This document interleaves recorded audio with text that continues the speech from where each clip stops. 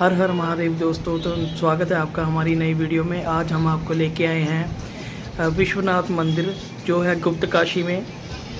और विश्वनाथ मंदिर ये वही जगह है जहाँ पर भगवान भोलेनाथ जी ने बैल रूप लिया था और केदारनाथ की ओर निकले थे, और इसी जगह पर पांडवों को मोक्ष प्राप्ति हुई थी। और बाकी का इतिहास हमें पंडित जी बताएंगे जो हमारे साथ आए हैं, और सुनते हैं उन्हीं की जुबानी यहाँ का इतिहास। कहते हैं पांडवों की प्रार्थना पर भगवान कृष्ण यहाँ पर प्रकट हुए थे और उन्होंने माता गंगा और यमुना का आवाहन किया था, और यहाँ पर माता गंगा और यमुना प्रकट हुए थे। और तब से निरंतर यहाँ पर माँ गंगा और यमुना एक साथ स्थापित है।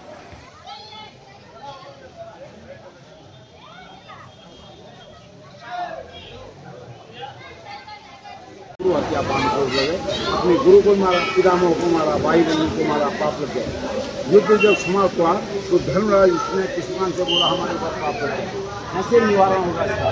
तो किस्मान ने कहा उत्तराखंड में जाओ, शंकर भगवान की पूजा करो, शंकर भगवान की पूजा करने से पाप नहीं होगा।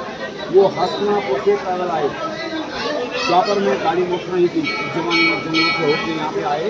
यहाँ पर आए तो उनको भगवान शंकर नहीं मिले। फिर उन्होंने किस्मान को प्रणाम किया, हे किस्मान जी आइए हमारा मार्गदर्शन कीजिए, कैसे उनको भगवान मिलेंगे। किस्मान प्रकट हुए, उन्होंने पहले गंगा और यमुना का आह्वान किया, हे गंगे हे यमुना प्रकट हो जाओ, ये पांडव मेरे शिष्य हैं, मेरे भक्त हैं, इनके कल्याण के लिए तुम यहाँ जाओ। तो गंगा ये गुप्त गंगा होकर यहाँ निकली है, यमुना यहाँ से निकली है, हाथी मुख वाली यमुना है, वो मुख वाली गंगा है। जब गंगा यमुना यहाँ पर निकली तो किस्मान ने कहा आचरण करो, छींटा ले लो, और यहाँ प्रांगण में यहाँ को बैठ के पूजा होती है, शंकर भगवान की पूजा करो। जैसे उन्होंने शंकर भगवान की पूजा की, नारियल के अंदर गुणगान किया, उनके सारे पाप नष्ट हुए। जब पाप नष्ट हुए तब भगवान का दर्शन थोड़ा बाहर ना, पहले आचरण करना, छींटा लेना। इससे आगे क्या हुआ वो भी बताना, पहले छींटा लेना नहीं थे, भगवान नहीं थे। तो किस्मान ने कहा यहाँ पर पूजा करो शंकर भगवान की। जैसे उन्होंने शंकर भगवान की पूजा की, नारियल के अंदर गुणगान किया, उनके सारे पाप नष्ट हुए। जब पाप नष्ट हुए तब भगवान गुप्त रूप से प्रकट हो। भगवान के गुप्त रूप से प्रकट होने से, गुप्त दान करने से यहाँ का नाम गुप्त काशी हो गया। उसी नाम से नाम पड़ा गुप्त काशी। 3 काशी है भारतवर्ष में, गुप्त काशी, उत्तर काशी, बनारस काशी, तीनों में विश्वनाथ बाबा है। समझ जाओ बात। जब यहाँ पर भगवान ने गुप्त रूप से दर्शन दिया तो पांडव संतुष्ट नहीं हुए। उन्होंने कहा बाबा बहुत कठिन यात्रा की, द्वापर में गाड़ी मोटर नहीं था, इन जंगलों से होके आए हैं और तुम्हारे दर्शनों के लिए आए हैं, आप संपूर्ण दर्शन दीजिए हमको। तो बाबा ने बगल में अर्धनारेश्वर के एक छोटा मंदिर है, अर्धनारेश्वर के दर्शन दिए। एक ही मूर्ति में माता भी है, पिता भी है। जब ये दर्शन किए इससे पांडव संतुष्ट नहीं।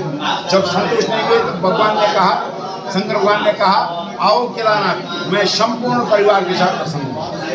उन्होंने इस मंदिर को बनाया पांडवों ने, और मंदिर बनाने के बाद वो केदारनाथ के लिए चले। जब वो केदारनाथ गए, केदारनाथ में उनको भगवान नहीं मिले। फिर उन्होंने प्रणाम किया कृष्ण भगवान को, हे कृष्ण आइए हमारा मार्गदर्शन करो, कैसे यहाँ केदारनाथ में भगवान मिलेंगे।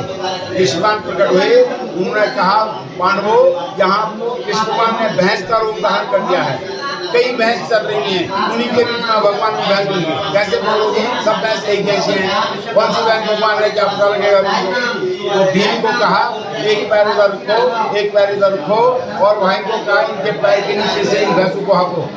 जो भैंस भीम के पैर के नीचे नहीं जाएगी वही भगवान होगी, भगवान नहीं जाएगा पैर। समझ के बाद जब ऐसे किया गया, सारी भैंसें हाकी गई, जो भैंस भगवान थी वो नहीं गई तो भीम ने पकड़ ली।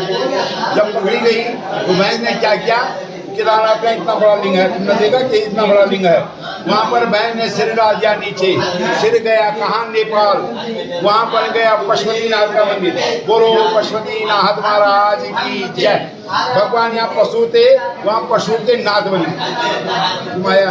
तब से नेपाल में सुना होगा तुमने, पहले देखा होगा, सुना होगा पशुपतिनाथ का मंदिर है, सुना नहीं? तो वही गया। तब जो है भगवान ने भैंस ने पीछे का हिस्सा केदारनाथ में डाला, बहुत बड़ा है, और पीछे का हिस्सा जब डाला और शंकर भगवान ने कहा भाई पांडवों इसकी पूजा करो तुम्हारा कल्याण होगा। कृष्ण ने कहा नहीं महाराज आप ऐसा धन्य है बाबा, आपने इनको काशी में वचन दिया था कि संपूर्ण परिवार के साथ दर्शन दूंगा, आपके वचन है, अपने वचन निभाओ। बाबा फंस गए। बाबा ने कहा वाकई में मैंने वचन दिया था, बोलो कृष्ण, इनको कैसे दर्शन दिया जाए? तो कृष्ण भगवान ने कहा स्वयं शंभो इसमें बैठ जाओ, यहाँ पर वो जो दौड़ था उसमें बैठ जाओ, माता पार्वती बैठ जाए, गणेश बैठ जाए। जब तीनों के तीनों बैठेंगे तब ये पूजा करेंगे। समझ गई बात? बाबा का वचन था, बैठना पड़ा, माता को भी बैठना पड़ा, गणेश को भी बैठना। जब तीनों बैठ गए तब बन गया वो क्या, 12 ज्योतिर्लिंग। भारतवर्ष में 12 ज्योतिर्लिंग है, 11वां ज्योतिर्लिंग केदारनाथ बन गया। धन्य हो गए पांडव। फिर भगवान साक्षात बैठे, माता बैठी, गणेश बैठे, इसके ज्यादा क्या चाहिए? तब पांडवों ने पूजा पाठ की, उनका कल्याण हुआ। तब कृष्ण भगवान ने कहा अब तुम्हारी मनोकामना पूर्ण हो गई पांडवों, अब मैं बद्री का आश्रम में नर नारायण के रूप में बैठ रहा हूँ, आओ मेरे लिए दर्शन करो कल्याण। मैंने पूरा इतिहास बता दिया, पूरा एक झटके में। तो लोग कोई नहीं आप केदारनाथ घूम जाए, कोई नहीं बताते लोग ऐसे। हम उसकी पूजा करते हैं जिसका कल्याण करते हैं। होता केदारनाथ वाले में वो गणेश का चिन्ह भी है, बाबा का चिन्ह भी है और माता का चिन्ह भी होता। कोई अच्छा पंडित मिलता वो बता देता ये देखो 3 निशान है। समझ गए? पर आज के जमाने में किसको फुर्सत है? टाइम नहीं है। तो तब ये हुआ। फिर सुन लो, स्कंद पुराण का श्लोक है, ये धन्याम सर्वलोकेषु ते पूजाम सर्व देखते सिर शिव पन्यासो वशम प्रायम। ये शिव भूमि है, सब लोगों में श्रेष्ठ है। देवलोक, वैकुंठ लोक, स्वर्ग लोक से बेहतर है ये, जहाँ शंकर बैठते हैं।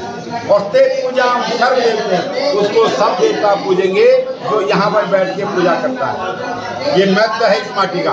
आज तुमको भी ओह भाग्य है, बड़े भाग होते हैं तब यहाँ पर आते हैं। पांडव आए थे, पांडव ने खोज के आज आप आए हैं, आपके भी बड़े भाग्य हैं। यहाँ पर बैठ के पूजा कर रहे हैं शंकर भगवान की। समझ के बाद यहाँ पर पूजा करने से पांडवों को वचन दिया था बाबा ने, केदारनाथ में सम्पूर्ण दर्शन, तुमको वचन देंगे तुम्हारे परिवार का कल्याण।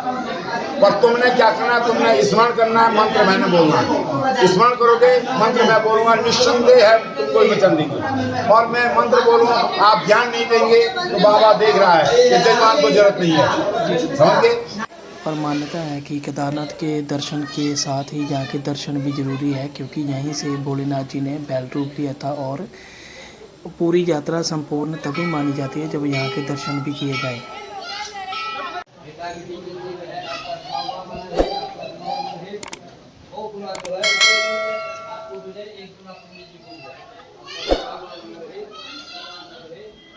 इधर ही जाना, किधर जाना? उधर ही जाना ना।